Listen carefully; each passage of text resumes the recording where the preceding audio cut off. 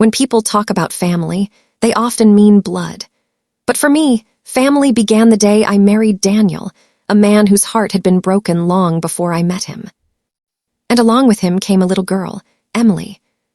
She was only 11 then, quiet, pale, with those eyes that seemed to see everything but reveal nothing.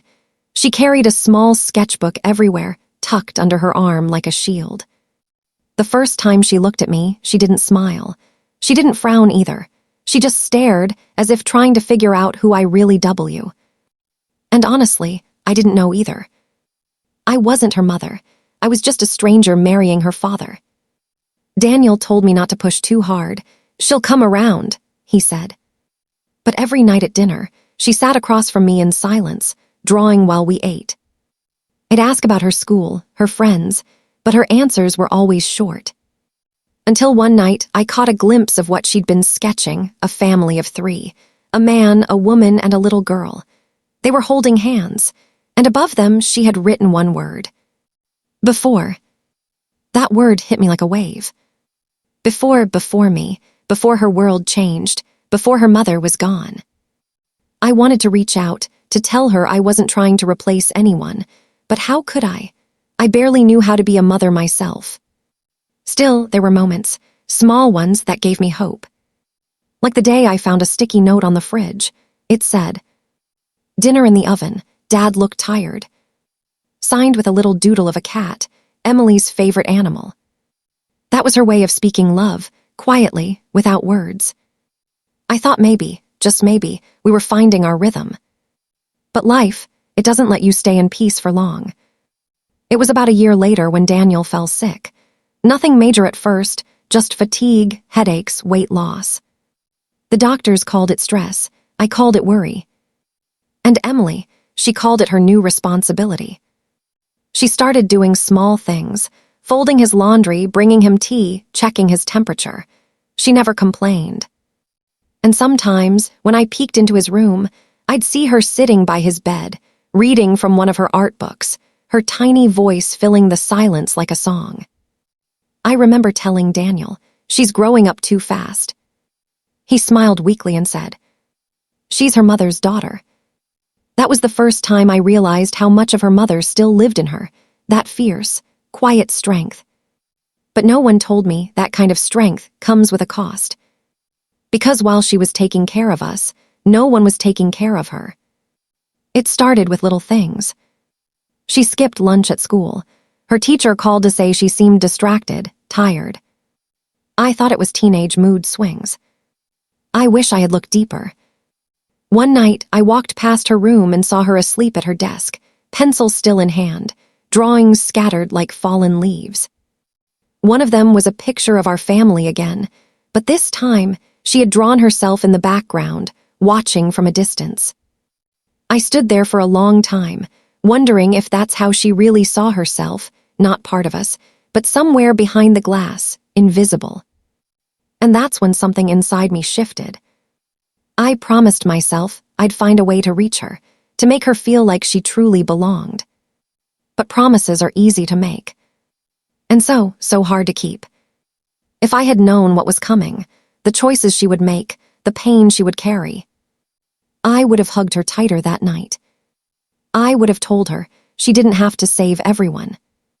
Because one day soon, she would try, and it would change everything. There's something about silence. You start to think it's peace, when really it's just pain that learned how to hide. After Daniel's illness, Emily seemed different. She smiled a little more around him, but it wasn't the smile of a carefree teenager. It was the smile of someone trying too hard to hold everything together. I remember one morning, she was up before sunrise, cooking breakfast. I walked into the kitchen, half asleep, and she said, "Dad likes it when his eggs are runny." Her tone was calm, but her hands were shaking. I asked if she was okay. She just nodded, turning away so I wouldn't see the tears that slipped down her cheek. That was Emily, always hiding her storms behind quiet gestures. A few months later, Daniel went back to work, and things seemed normal again. But I started noticing small things about Emily. She'd stay late at school, then come home exhausted. Her clothes began to look tighter, not because she was growing, but because she'd stopped buying new ones. And her art supplies, once scattered everywhere, started disappearing. When I asked, she said, "I just don't feel like drawing anymore." But that was a lie. Emily never stopped drawing. She just stopped drawing for herself. One afternoon, I found her sketchbook under her pillow. It wasn't filled with family portraits anymore. It was filled with price lists. Art supplies sold online, notes about part-time jobs, and a scribbled reminder. Cafe interview Friday. I didn't understand. Why would a 15-year-old need a job? That night, I confronted her gently. She looked nervous, eyes darting everywhere except mine. Finally, she whispered, "I just want to help." Help with what? We weren't rich, but we weren't desperate either. Daniel had his job again. I was working extra shifts, and we managed. But when I checked our mail that weekend, I found the truth, an overdue notice from the hospital, a bill that had slipped through the cracks. She must have seen it before I did. She started working behind our backs to help pay it off. I felt a wave of guilt and pride all at once. Pride because she cared that much. Guilt because she shouldn't have had to. When I told Daniel, he was quiet for a long time. Finally, he said, "She's just like her mother." I didn't know what he meant then. But I'd soon learn that just like her mother meant selfless, to a fault. Weeks passed. Emily's job at the cafe became her world. She'd leave early, come home late, and often skip dinner. When I tried to talk to her, she'd say, "I'm fine, Mom." That word, Mom, hit me every time she said it. But the way she said it, it sounded like a goodbye. One evening, her art teacher called. He wanted to know if Emily had talked to us about her scholarship. Scholarship? I asked. He explained that she'd been offered a full ride to an art academy, her dream school. She'd earned it on her own, no help, no recommendations, just raw talent. But she hadn't responded. He sounded surprised when I told him we didn't know anything about it. That night, I went to her room. She was sitting on the floor, surrounded by drawings. Landscapes, portraits, tiny worlds she'd built from her imagination. I asked, "Why didn't you tell us about the scholarship?" She hesitated, then said softly, "Because I can't leave right now." "Ka," I repeated. She looked down, her voice trembling. "You and Dad are still paying bills. Noah needs help with homework. I can't just leave." I wanted to tell her we'd be fine, that she deserved to chase her dream. But the truth is, I didn't say it. Because deep down, I was scared of losing her too. So I stayed quiet. And that silence became the biggest mistake of my life. Months went by. Her scholarship expired. The art supplies were gone. Her laughter faded. But she never complained. She just kept moving, working, studying, helping, pretending. And I kept pretending too, pretending I didn't see the weight she was carrying. Because sometimes, love makes us blind. Blind to the pain right in front of us. Then came that night. The night everything changed. It was winter, cold, sharp air outside. Daniel was late coming home. I was putting Noah to bed when I heard a noise in the kitchen. I found Emily standing there, pale, swaying, holding a cup of tea. Before I could ask anything, she collapsed. The cup shattered, tea splashed across the floor. And in that single, terrifying moment, I realized that the one person who had been holding our family together was falling apart. I called her name over and over, shaking her, crying. But her eyes wouldn't open. Her pulse was faint. And all I could think was, how could I have missed it? How could I have let her carry so much alone? That night, Emily was rushed to the hospital. And what the doctors told us there would haunt me for the rest of my life. I can still hear the sound of those hospital machines. The rhythmic beeping that told me she was alive, but barely. That night still feels like a dream I can't wake up from. When the ambulance arrived, I was numb. I remember gripping her hand in the backseat. It felt cold, fragile, like the hand of a child again. The paramedic kept asking questions I couldn't answer. Any history of fainting, eating problems, medication? I just shook my head. I didn't know. I didn't know anything. And that was the worst part. In the waiting room, I called Daniel. He dropped everything and rushed to the hospital. We sat there for what felt like hours, watching people come and go, waiting for the doctor to appear. When he finally did, his face said more than words ever could. He sighed, took off his glasses, and said quietly, "She's stable now, but she's severely exhausted, malnourished, dehydrated." My mind froze. I blinked, trying to make sense of the words. He continued, "It seems she's been under extreme stress for months, working long hours, not eating properly, and based on her lab results, she's been skipping meals intentionally." I felt a sharp pain in my chest. "Skipping meals?" I asked, my voice cracking. The doctor nodded gently. "She said she wanted to save money, for her family." I couldn't breathe. For her family. For us. When we went into her room, she looked so small in that hospital bed. Her face was pale, her hands covered in tiny bruises from the IV lines. I sat beside her, brushing the hair from her forehead. Daniel stood by the window, silent, staring at the city lights. He whispered, "She's been doing this alone, hasn't she?" I nodded, tears running down my face. She thought she was helping. And then he said something I'll never forget. She shouldn't have had to. That night, as she slept, I went through her backpack. Inside were pay stubs from the cafe, a few wrinkled sketches, and a small envelope with my name written in her handwriting. My hands shook as I opened it. Inside was a folded letter. The first line said, "Please don't be mad. I just wanted to make things easier." She had written that she knew we were struggling, and she didn't want to be a burden. She wrote that her art school dream could wait, because, in her words, "Dreams don't matter if the people you love are hurting." By the time I finished reading, my tears had soaked through the paper. I realized she had been sacrificing her own happiness piece by piece, believing it was her duty to keep us whole. When she woke up the next morning, I was still by her side.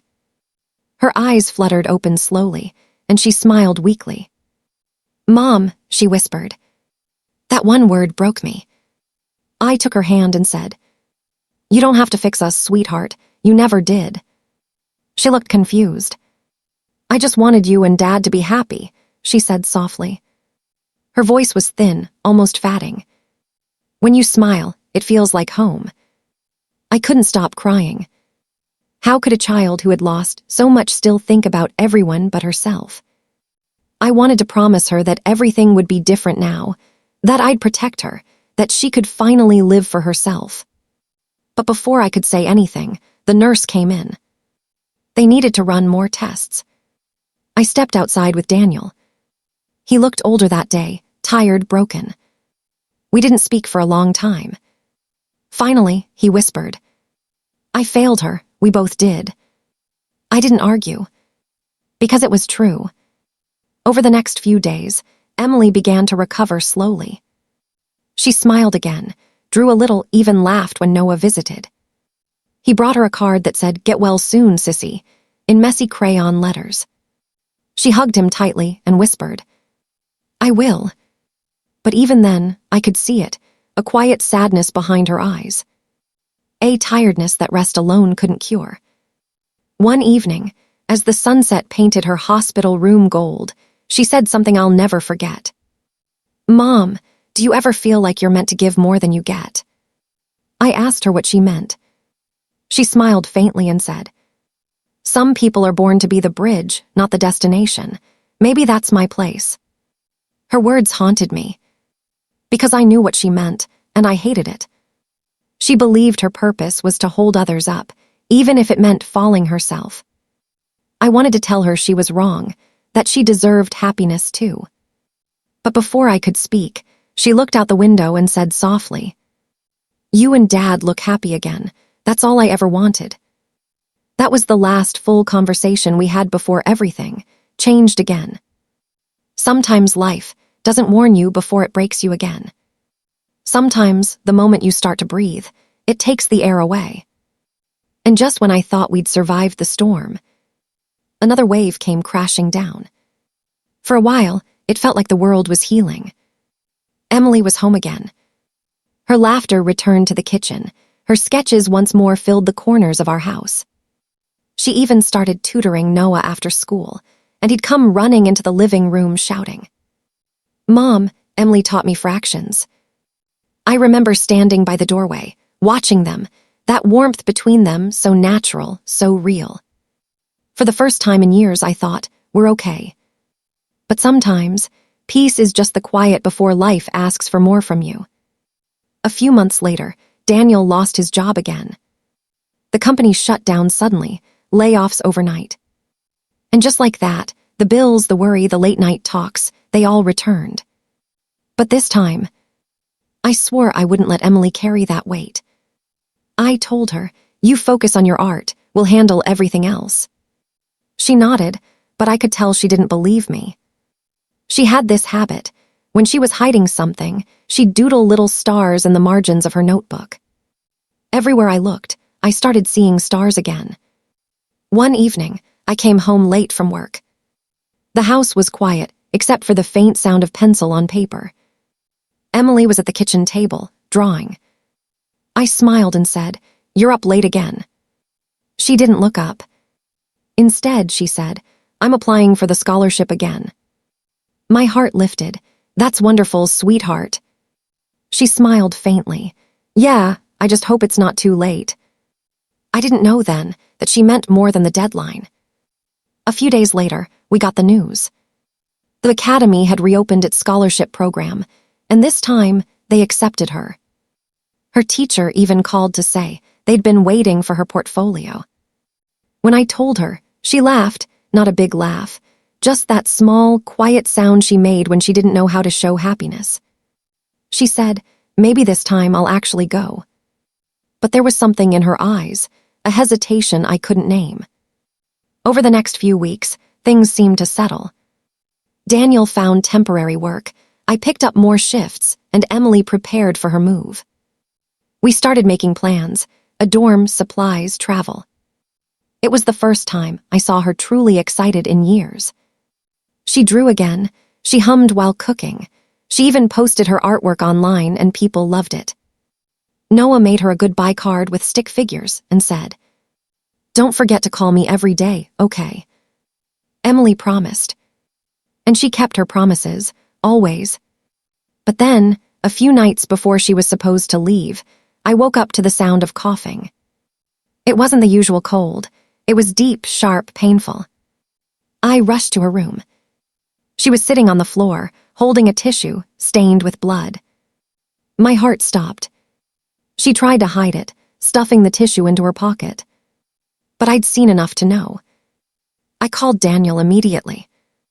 We rushed her to the hospital again. The doctors ran tests. When they came back, their faces were heavy. The main doctor, a woman with tired eyes, said quietly, "It looks like her immune system is extremely weak. Her body, been under long-term stress and malnutrition. It's caused internal damage."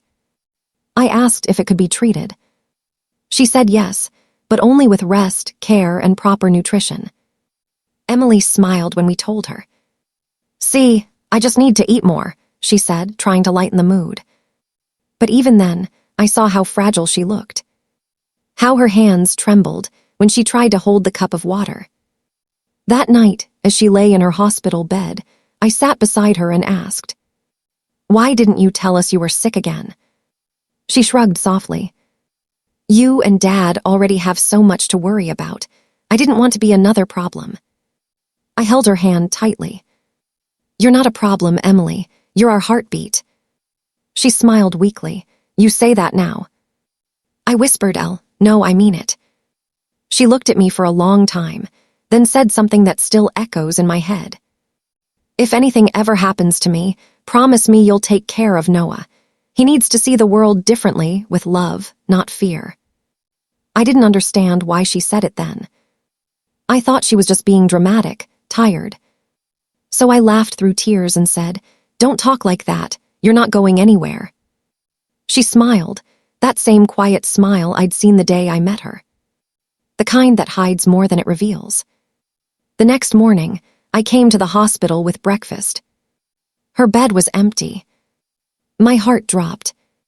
The nurse rushed over and said she'd gone out early, left a note for us at the desk. It said, "Don't worry, I just needed to do something important. I'll be back soon." I looked at Daniel, panic in both our eyes. We called her phone again and again. No answer. Hours passed, then the hospital called. They said she'd been brought back in. Someone had found her collapsed on a park bench near the Academy building, the same place where she was supposed to start her dream. She had gone there to submit her final portfolio in person. Even though she wasn't well enough to walk. Even though her body was failing her. Because she wanted to make sure her dream and our faith in her didn't die. When we reached her room, she was unconscious. The doctors were doing everything they could. I held her hand, whispered her name over and over. But her pulse was fading, slow and uneven. I told her, "Emily, please come back. You've done enough. You've given enough." Daniel was sobbing beside me, his head in his hands. The machines beeped softly. And then silence. A kind of silence that swallows you whole. She was gone. My stepdaughter, my daughter. The one who gave everything for a family that never truly saw how much she was giving. But even in her final act, she left behind something that would change us forever. There are moments in life when the world goes silent, not because there's no sound, but because nothing makes sense anymore. The hours after Emily's passing were like that. The walls of the hospital blurred, voices became echoes, and even time itself seemed to stop. Daniel sat motionless beside her bed, his face pale, his fingers wrapped around her sketchbook like it was the only thing keeping him from falling apart. I couldn't cry, not yet. I was too numb to feel anything. It wasn't until a nurse approached us quietly and handed me a small envelope that reality began to return piece by painful piece. She said, "She left this for you." I turned the envelope over. On the front, in her small, careful handwriting, were the words, "For Mom." I froze. She had never called me that before, not once in all these years. Not even accidentally. Daniel looked at me, his voice barely a whisper. "Open it." My hands trembled as I did. Inside was a folded letter, a few pencil sketches, and a dried flower, one she had pressed months ago between the pages of her sketchbook. I began to read. "Dear Mom, I know you never asked to become my mother, but you chose to love me anyway. I didn't always show it, but I saw everything. The nights you stayed up to help me study, the way you pretended not to notice when I cried, the way you looked at Dad when you thought he wasn't watching. You brought light back into our house when it was dark. And I wanted so badly to give something back. I know I've been sick. I didn't tell you how bad it was because I didn't want to scare you. I thought if I just held on a little longer, I could make things easier, one less thing for you to worry about. I thought if I could win that scholarship, maybe you and Dad could finally breathe again. I wanted you both to see that your love wasn't wasted, that I could become something beautiful because of it. But I guess some dreams are meant to bloom in another way. Don't cry for me. Mom, please. Take care of Dad. He'll need your strength. And tell Noah, tell him to draw the world the way he sees it, with all its colors. As for me, I'm okay now, I promise. I'm free. Love. Emily." By the time I reached the end, my hands were shaking. Daniel was sobbing quietly beside me, his face buried in his palms. For the first time, I cried deeply, freely, painfully. But inside that pain, there was something else. A strange warmth. A whisper of peace. Because in her final words, she had done something extraordinary. She had forgiven life. She had made love her final act.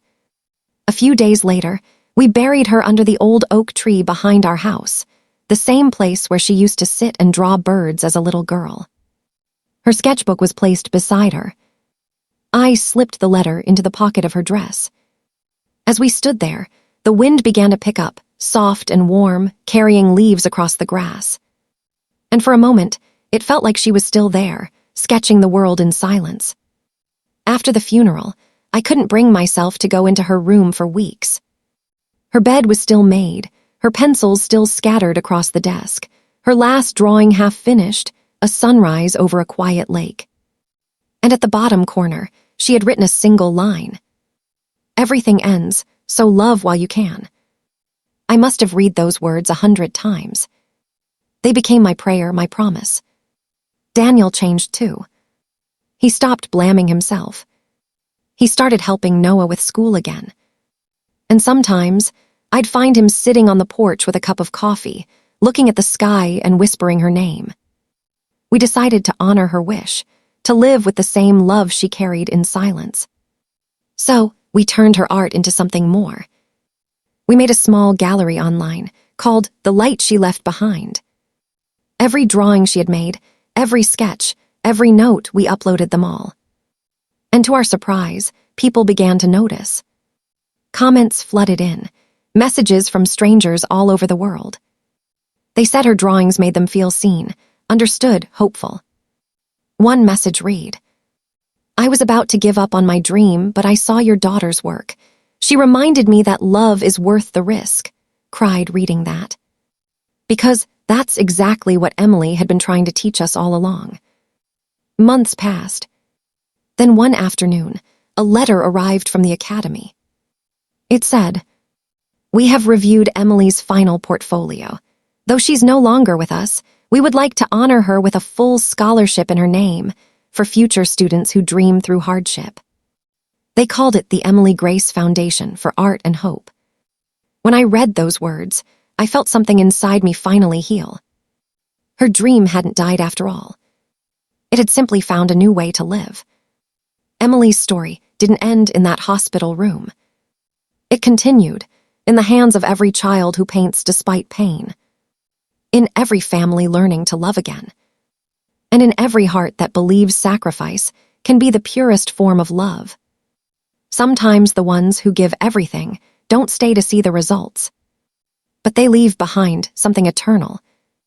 A ripple of kindness that outlives them. And that's what she left us.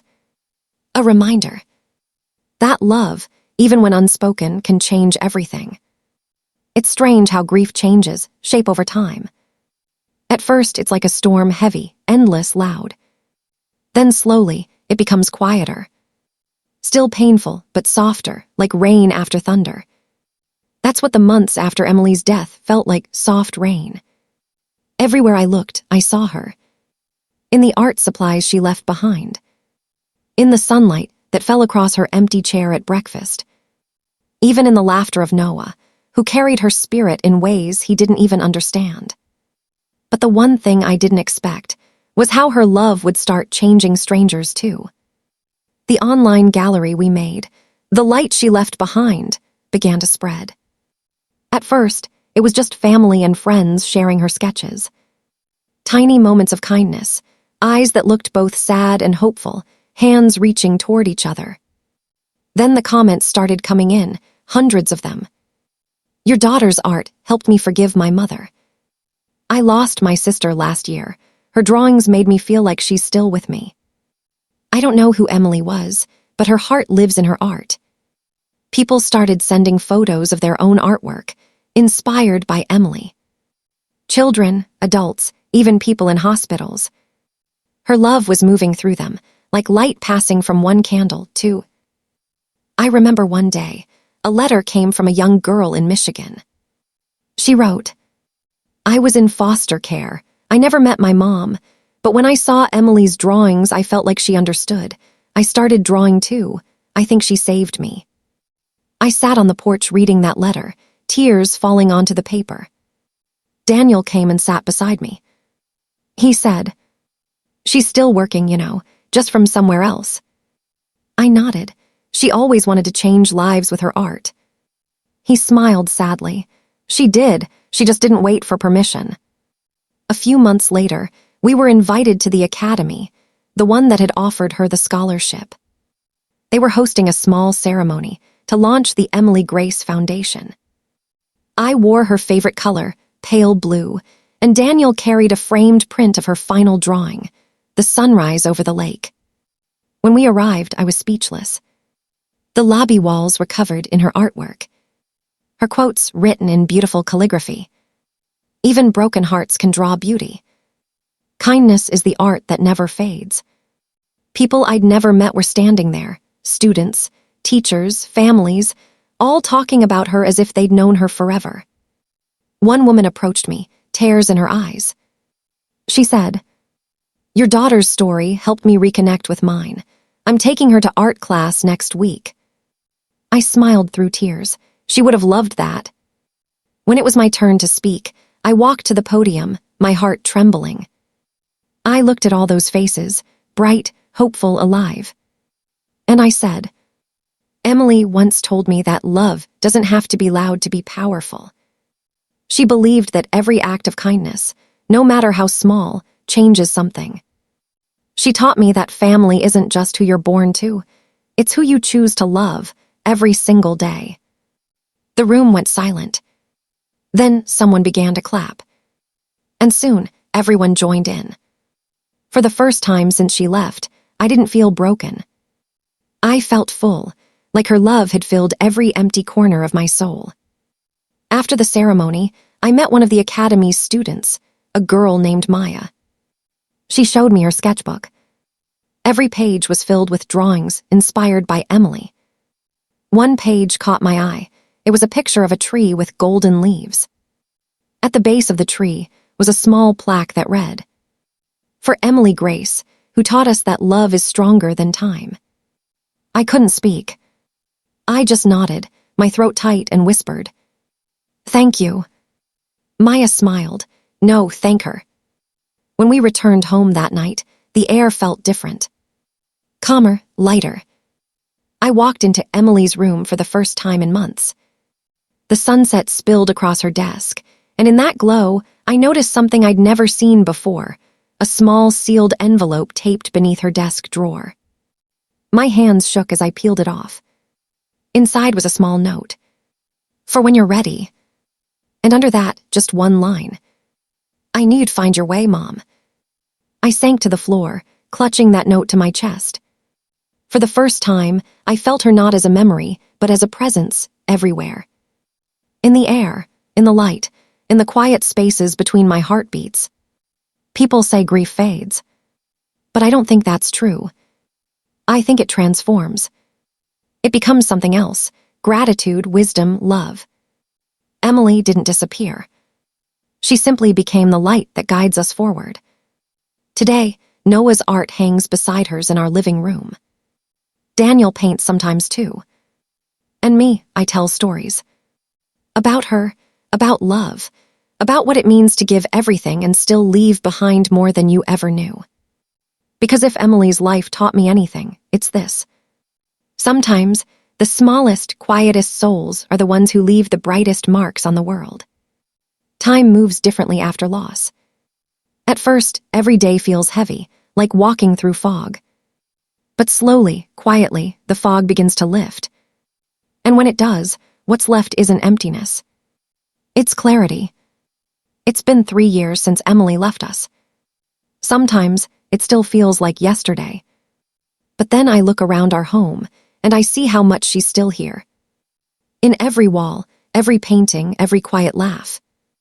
Noah is 17 now. He's taller, louder, more confident. But when he paints, he's still that same little boy who once asked, "Do you think she can see us from heaven?" And I always tell him, "She's not just watching, Noah. She's working through you." Daniel and we've changed too. There was a time when grief built walls between us. He would disappear into silence, and I would drown in work, trying to fill the void. But one evening, we sat together in Emily's. One woman approached me, tears in her eyes. She said, "Your daughter's story helped me reconnect with mine. I'm taking her to art class next week." I smiled through tears. She would have loved that. When it was my turn to speak, I walked to the podium, my heart trembling. I looked at all those faces, bright, hopeful, alive. And I said, "Emily once told me that love doesn't have to be loud to be powerful." She believed that every act of kindness, no matter how small, changes something. She taught me that family isn't just who you're born to, it's who you choose to love every single day. The room went silent. Then someone began to clap. And soon, everyone joined in. For the first time since she left, I didn't feel broken. I felt full, like her love had filled every empty corner of my soul. After the ceremony, I met one of the academy's students, a girl named Maya. She showed me her sketchbook. Every page was filled with drawings inspired by Emily. One page caught my eye. It was a picture of a tree with golden leaves. At the base of the tree was a small plaque that read, "For Emily Grace, who taught us that love is stronger than time." I couldn't speak. I just nodded, my throat tight, and whispered, "Thank you." Maya smiled. "No, thank her." When we returned home that night, the air felt different. Calmer, lighter. I walked into Emily's room for the first time in months. The sunset spilled across her desk, and in that glow, I noticed something I'd never seen before, a small sealed envelope taped beneath her desk drawer. My hands shook as I peeled it off. Inside was a small note. "For when you're ready." And under that, just one line. "I knew you'd find your way, Mom." I sank to the floor, clutching that note to my chest. For the first time, I felt her not as a memory, but as a presence everywhere. In the air, in the light, in the quiet spaces between my heartbeats. People say grief fades. But I don't think that's true. I think it transforms. It becomes something else: gratitude, wisdom, love. Emily didn't disappear. She simply became the light that guides us forward. Today, Noah's art hangs beside hers in our living room. Daniel paints sometimes too. And me, I tell stories. About her, about love, about what it means to give everything and still leave behind more than you ever knew. Because if Emily's life taught me anything, it's this. Sometimes, the smallest, quietest souls are the ones who leave the brightest marks on the world. Time moves differently after loss. At first, every day feels heavy, like walking through fog. But slowly, quietly, the fog begins to lift. And when it does, what's left isn't emptiness. It's clarity. It's been 3 years since Emily left us. Sometimes, it still feels like yesterday. But then I look around our home, and I see how much she's still here. In every wall, every painting, every quiet laugh. Noah is 17 now. He's taller, louder, more confident. But when he paints, he's still that same little boy who once asked, "Do you think she can see us from heaven?" And I always tell him, "She's not just watching, Noah. She's working through you." Daniel and we've changed too. There was a time when grief built walls between us. He would disappear into silence, and I would drown in work, trying to fill the void. But one evening, we sat together in Emily's old room. Her sketchbook between us, open to a blank page. Daniel picked up a pencil and said, "Maybe it's time we start a new chapter." That night, we drew together for hours, nothing perfect, nothing planned. Just lines, colors, shapes, pieces of our hearts on paper. By the end, we had drawn something unexpected. A tree, full of stars instead of leaves. And underneath, Daniel wrote in careful letters, "Our family still growing." That drawing now hangs in our living room. Visitors often ask about it. And I tell them, it's not just art, it's healing. Because that's what Emily taught us. That love, when shared, becomes a seed. And when you water it with kindness, it grows into something stronger than pain. Every year, on her birthday, we host something called the Day of Light. It started small, just a few people gathering to paint in her memory. But it's grown into something far beyond us. Now, artists from all over the country join online or in person. They create art inspired by love, by loss, by hope. And all proceeds go to fund scholarships for young artists through the Emily Grace Foundation. The first year, we helped 5 students. The next 12. Last year, 42. Every time I read their stories, kids from shelters, from hospitals, from broken homes, I see her in all of them. Her courage, her quiet strength, her endless ability to give. One moment I'll never forget. A young girl named Sophia came up to me after last year's event. She was about 14, shy, her hands covered in paint. She said, "Mrs. Grace, I don't know if you remember me, but Emily's foundation helped me go to art school. I was lost before that, but because of her, I found my voice." Then she handed me a small painting, a portrait of Emily, surrounded by golden light. She said, "I painted her the way she must look now, happy." I couldn't speak. I just hugged her. And in that moment, I felt something break free inside me. Not sadness, not regret, but gratitude. Because I realized Emily had never truly left. She had simply multiplied, her love echoing in every soul she touched. That night, after everyone had gone home, I stood on the porch, looking at the sky. It was clear, stars scattered across the darkness. One star shimmered brighter than the rest. And just like every year, I whispered the same words. "We're okay, sweetheart, you did it." You know, people often ask me how we survived losing her. And my answer is always the same. We didn't survive because she left us. We survived because she loved us enough to stay. In every way that mattered. Her drawings became our guide. Her story became our purpose. And her heart became our home. Now, when I look at Noah standing on stage, accepting his first art award, I see the reflection of his sister's light in his eyes. He tells the audience, "My sister taught me that art is just love in color." And I smile, through tears, knowing the truth. That's exactly what Emily believed. So maybe family isn't about who we lose, but what we keep. Maybe love never really ends. It just finds new hands to hold. And maybe, just maybe, when we give everything we have for love, that love doesn't die. It becomes light. And it lives on forever. Time has a quiet way of healing, not by erasing the pain, but by giving it meaning. It's been 10 years since Emily left us. A decade that somehow feels both like a lifetime and a moment. And though she's no longer here in body, her spirit, her kindness, her light have never dimmed. The Emily Grace Foundation has now helped over 300 young artists.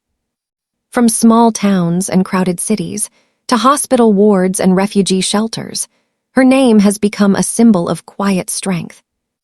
Every painting, every sculpture, every melody created in her honor carries a little piece of her. That same belief that love, in its purest form, is meant to be shared.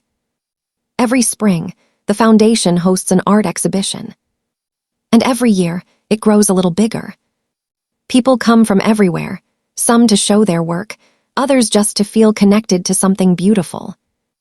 This year, the theme was What Love Leaves Behind. The gallery was bright, full of color and life. Daniel stood by the entrance, welcoming guests with that same calm smile I'd fallen in love with years ago. Noah was there too, now a young man, tall and kind-eyed.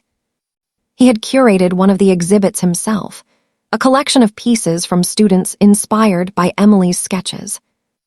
At the center of the room hung one of her originals, a small, faded drawing she'd made at 13, a little girl holding a lantern in a dark forest. Below it, the plaque read, "She carried light for others to find their way." I stood there for a long time, watching people stop and stare. Some smiled, some cried. Others simply stood in silence, hands over their hearts. That was the moment I realized something profound. Love doesn't fade when the person is gone. It multiplies, growing in the hearts it touches. And Emily's love had touched so many. Later that evening, a woman approached me. She introduced herself as Dr. Marissa Cole, an art therapist from Chicago. She said, "Mrs. Grace, your daughter's story changed the way I work with children. We use her drawings in therapy sessions now. They help kids express emotions they can't put into words." My throat tightened. She'd be so happy to know that. Dr. Cole smiled. She's still teaching, just in ways she never imagined. Her words echoed in my heart for hours. Because she was right. Emily was still teaching, through every canvas, every brushstroke, every soul she touched from beyond the veil of time. A few weeks later, we received an invitation from a school in New York. They were launching a new art wing and nomming it the Emily Grace Creative Center. When we arrived for the opening ceremony, I nearly lost my breath. The building's walls were painted with murals inspired by her work. Children of every color, every background, holding hands beneath a sky full of stars. At the front, above the entrance, were her words, "Even broken hearts can draw beauty." Hundreds of students gathered inside, each holding a candle. When the lights dimmed, the room filled with soft golden light. And for a moment, it felt like the stars themselves had come down to join us. Noah stepped onto the stage, holding a microphone. He looked nervous, but when he spoke, his voice was steady. My sister didn't just teach us to draw. She taught us that love can be the most powerful art of all. This building isn't just made of walls and paint, it's made of her heart. And every person who chooses kindness because of her. The room fell silent. Then the applause began, gentle at first, then louder, growing until it filled every corner of that hall. After the ceremony, a little girl came running up to me. She had big brown eyes and paint all over her fingers. She said shyly, "Mrs. Grace, I drew something for you." She handed me a piece of paper. On it was a picture of a woman and a girl standing hand in hand beneath a glowing sky. At the bottom, she had written, "For Emily, the angel who helps me draw." I couldn't hold back the tears this time. I knelt down and hugged her. And in that embrace, I felt it again. That same warm, invisible presence that had guided us for years. Emily's love. Still here, still working. That night, I wrote in my journal, something I hadn't done in years. Love doesn't end when a life does. It transforms into stories, art, music, and memories. And through those, it keeps breathing. I closed the journal, placed it beside her photo, and whispered, "You did it, Emily. You changed the world." Sometimes, late at night, I step outside and look at the stars. And when one glows a little brighter than the rest, I smile. Because somewhere up there, beyond the clouds, beyond the years, she's still drawing light into the dark. I used to think goodbyes were endings.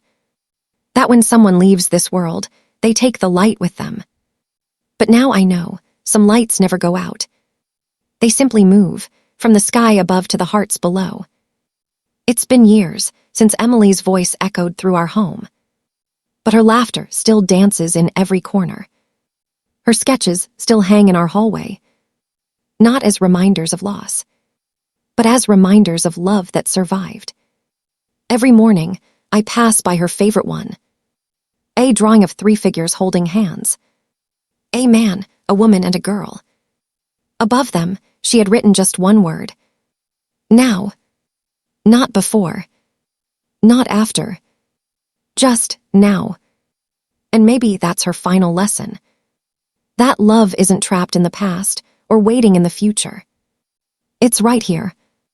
In the now. If only we dare to see it. A few months ago, we decided to visit her favorite place. The old oak tree by the lake. It's where she used to draw on sunny afternoons. The light sparkling off the water like liquid gold. Daniel brought her sketchbook. Noah carried a small jar of her favorite wildflowers, forget-me-nots. The three of us sat in silence for a while, watching the ripples dance across the lake. And then Daniel opened the sketchbook. Its pages yellowed, edges curled with time. Inside were drawings we'd never seen before. Landscapes, portraits, and little moments she must have captured in secret. Each one signed not with her name, but with a tiny heart in the corner. On the very last page, there was a note, written in her small, careful handwriting. If you're reading this, it means I had to go. But don't be sad. I got to love you, and that's more than enough. Keep creating, keep believing, and keep finding light. I'll always be somewhere in the colors. Tears blurred my vision as I ran my fingers over those words. Daniel closed his eyes, whispering her name under his breath. Noah stood quietly, hands trembling as he placed the flowers at the base of the tree. Then he said something that broke me and healed me all at once. Mom, do you think she knows how many people she's helped? I smiled through the tears. I think she knows. And I think she's proud. That evening, as the sun began to set, we each took one of her drawings and placed it into the lake. The paper floated gently, the colors bleeding softly into the water, turning the ripples into shades of pink and gold. It looked as though the lake itself was painting one last masterpiece, hers and ours together. As the drawings drifted away, Daniel whispered, "Goodbye, sweetheart." But I couldn't bring myself to say goodbye, because goodbye felt too final, too small for a love that big. So instead I whispered, "See you in the colors, my darling." When I got home that night, I looked up at the sky. A single star shone brighter than all the rest. And for the first time in years, I didn't cry, because I realized something. Emily's story wasn't about loss. It was about transformation. She turned pain into purpose, grief into grace, and love into art that will outlive us all. And though she isn't here to see it, her hands, her heart, her spirit, they live in every child who dares to draw, in every family that finds hope after heartbreak, in every act of quiet kindness that ripples through the world. So here's to my stepdaughter, the girl who taught me that family isn't just who you're born to, it's who you choose to love. She gave everything she had, not for recognition, not for reward, but because that's who she was. And though she's gone from this world, her light remains, soft, unending, painting the skies with grace. My stepdaughter's secret sacrifice didn't just change our family, it changed the world. Did you like my story? And which city are you listening from? Let's meet in the comments. If you liked the story, you can support me by sending a super thanks so I can keep bringing more stories like this. Thank you so much for your sweet support. I'm looking forward to your comments on the story. On the screen, you can see 2 new life stories that I highly recommend. There's so much more on my channel. Don't forget to subscribe. See you in the next life story with love and respect.